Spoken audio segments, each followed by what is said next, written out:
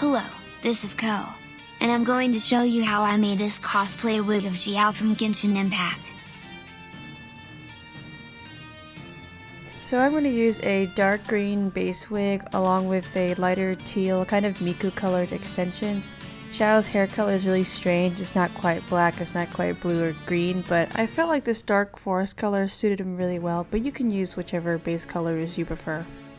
Okay, so the first thing we're going to do is we're going to pin back the hair from the wig, and we're going to remove the first line of hair that's sewn in with the seam ripper. This step is important because I'll be showing you how to make a fake glued hairline to recreate his little teal e-girl hair bangs. Yeah. So after I carefully remove that first row of hair, there's actually another row underneath, so I'm just going to go ahead and carefully remove that too. I just take my seam ripper and slowly pick out each piece of string, and once you get the first few done, it's easy to get the rest out. So here I'm taking a bit of black felt I cut out, and I'm going to slide it in and hot glue it to the wig. The purpose of this is to create more of a surface, so when I glue in the hairline it has more surface to grab onto essentially. This also helps if your wig is too small or it's not coming down low enough on your forehead. You can add an extension before gluing your hairline in to create a lower hairline without spending money on a lace wig. So here I'm making sure that all the edges are securely glued to the felt, and later I will be trimming this felt down to about half its size so that it doesn't peek out from underneath the glued hairline.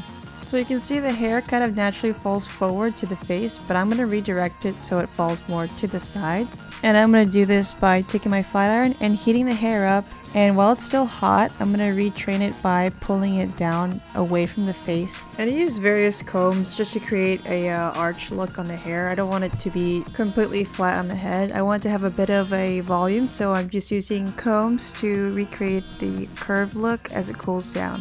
And as you can see here, when I get towards the front of the wig, I'm curving the hair more kind of forward, not all the way forward, but more of a swept to the side kind of look. And now you can kind of see the difference between where the natural hair is and the retrained hair is. So now that I did that on both sides, I'm going to start sectioning out the main pieces of his hair. He's got these two long pieces in the left and right of his hair, and pretty much I'm going to take the rest of the back of his hair and cut it down because it's way too long. So I'm going to use this feathering technique and just kind of grab and pull and just cut whatever seems too long. I don't know how to explain this technique I do. I just kind of grab it away from the wig and trim it down until it looks right. I just kind of feather and feather and feather until it's short enough. Except there, I just made a blunt cut. But I'm fixing it by feathering it out once again, just so it's not so harsh. And I'm not cutting everything to extreme detail just yet. I'm just making sure everything's just the basic size and length I need for now. So now I'm going to move on to the side pieces of his hair. He has kind of a weird front piece in the front of his face, and the other piece is tucked behind his ear. So I'm going to try to recreate that as best I can. Again, I'm just trying to cut out the rough basic shapes of his hair. Don't worry about getting it cut to the T on your first try. Just have a rough outline and then work your way into the finer details as you go along. So once I'm satisfied with the cut, I can move on. So now we get our Hatsune Miku hair that we stole off of her, and we're gonna create some hair highlights. Woohoo! Alright, so this part's kind of weird because he has so many highlights coming out of random places. There's no rhyme or reason, they just come out of random places. But first we're gonna start off with the one behind his ear. And I'm gonna loosely measure it out by eye, and cut out a piece of the extension. I then sew the piece of extension I cut out to the wig. You can also hot glue it in to make it faster, but I just prefer sewing because it feels sturdier to me. I personally like to sew extensions when attaching to the bottom half of the wig and hot glue extensions on the top half of the wig. Okay, now that that's done, I'm gonna move on to the next highlight. Also, sorry about the voice change, I got tired of recording the same lines over and over again, haha.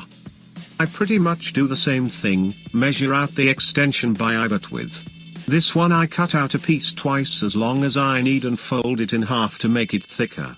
And I just hot glue it in with some Gorilla Glue. I continue the same steps for all the highlights. When hot gluing bigger pieces, I try to make sure the edges are securely attached and wait till it's completely cool before moving on to more layers. You don't want them to accidentally come off the wig while you are combing or styling the wig. Once that one is completely cool, I flip over the next layer of hair and glue in another piece the same size. With this section in particular I use a total of 3 pieces, 2 2-inch pieces and 1 1-inch piece. The 2 larger pieces will make the larger spike and the single smaller piece will make the smaller lower spike. If that makes sense. Now that you look like you're about to go to a secret rave underneath the highway, we can move on to part 2 of the cutting phase. Once all the highlights are attached, I can start by trimming down the highlights to roughly match the length of the wig and giving the whole wig more layers. I also trim other parts of the wig as I see fit as I go along. This piece of extension was sticking out a bit, so I use the back of my flat iron, which is pretty hot, and use it to flatten it down a bit. And I keep trimming down the extensions using a technique called feathering. That's when I have the scissors open at an angle to which they cut easily and move the scissors up and down to thin down the sections of hair. This technique makes the hair less blunt and thinner. Having a lot of layers makes it much easier to create spikes on wigs. Oops, I almost forgot the little highlight piece he has behind his ear. This piece I pre-trimmed before gluing it in since it's so small. I'm just gonna put a lot of hairspray and flat iron to curve up to keep all the teal hairs together. Since this piece is so small, I don't want it to get lost in the wig while styling. Now that I have all the extensions installed and everything pretty much trimmed down, I'm going to start teasing the back of the wig. Also warning, I'm not the best at styling spiky wigs, but I'm just trying to get all the hair in the back to stand up. I start by taking a small section at a time, spray a bit of hairspray at the root and use a teasing brush to backcomb the roots. And to help the hairspray dry faster, I speed it up by putting the back of my flat iron to the teased area. If your flat iron doesn't get hot on the outside, then you could use a hairdryer, heat gun to speed up the hairspray drying. If the section you're teasing is having a hard time standing up, the hair might be too thick and heavy, so you can thin it down if needed. Also, after teasing, I spray more hairspray on the area and use my flat iron to curve the hairs upward to create that subtle Sasuke look. You know you've done it right when it looks like the wig has insane bedhead. I keep trimming any pieces that seem too long or any places that look like they could use more layers. Also, throughout this whole process I'm constantly checking back and looking at references of Xiao from all angles.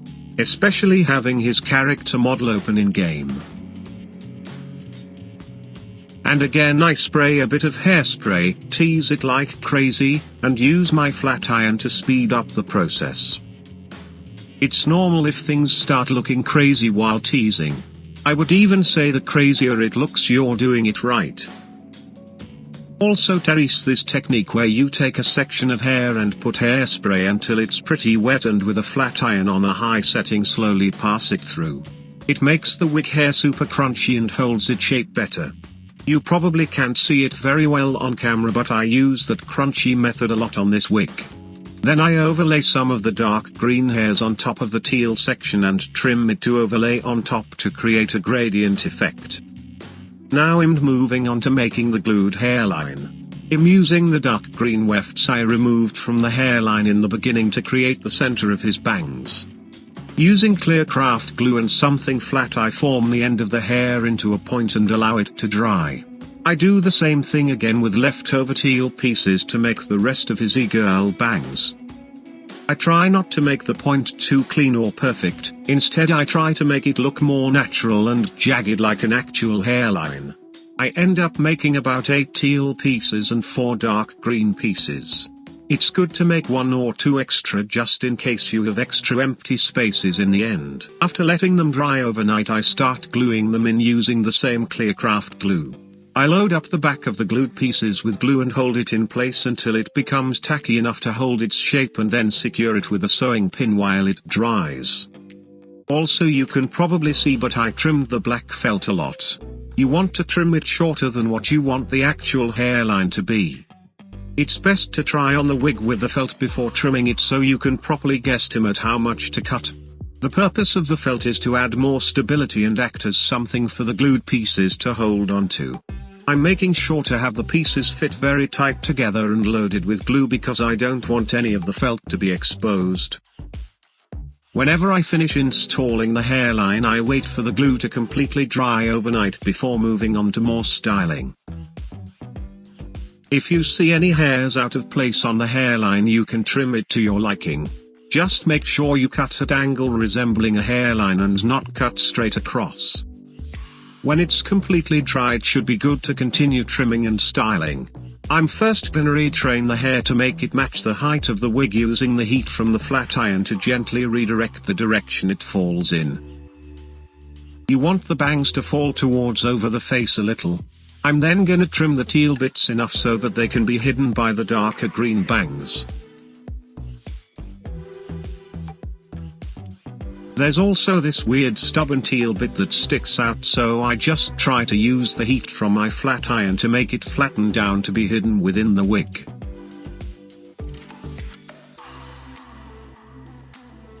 After trimming the bangs down to where they hang over the eyes and thinning them down some more, I'm gonna remove the sewing pins and gently squish the hairs together to close the gaps made by the pins. The hair arches are still a bit tall because of the glue, so I gently use the heat from the back of my flat iron to flatten it to make it lower. And now, after all that, I finally start forming the spikes. I take a section I want to make into a spike, put a few spritzes of hairspray, and use the flour iron on a high setting to curve the hair upwards. I then take a comb and brush out the hard flat ironed piece so that's fluffy again, and use a bit of hairspray and my fingers to form it into a full spike. The reason I hairspray and flat iron the section before combing and forming it into a spike is because it makes the section sturdier to better hold its shape. This is just something I learned over time since I'm not very good at teasing lol. I continue shaping out each specific piece that frames the face and the spikes on the sides, following the references closely. This is where having a rat tail comb is very useful. I repeat the same process over and over again for each spike on the wig. Having the hair be thinned out and not too thick is key to make it look more anime. Again, I just do this endlessly until I run out of hair to work with. Oh god, when will it end? But working my way towards the back, I start to freestyle the spikes, making it look kind of like an artichoke lol. I don't put much effort into styling the back of the wig perfectly because honestly not much people pay attention to it anyway. Now the wig is fully styled, yay. This last step is optional, but I'm going to airbrush in some black into the roots and dark green on the big teal piece of the side to create the same gradient effect that Xiao has. And finally the completed Xiao wig.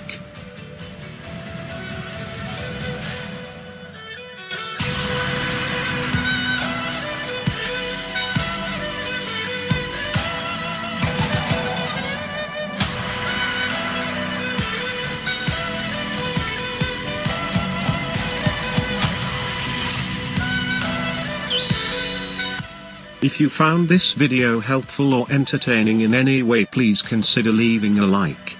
Also be sure to check out the Xiao model in this video at Lee Legacy Crafting and our anime props store at leelegacy.go. Thanks for watching. Oh whoa oh oh oh oh oh oh.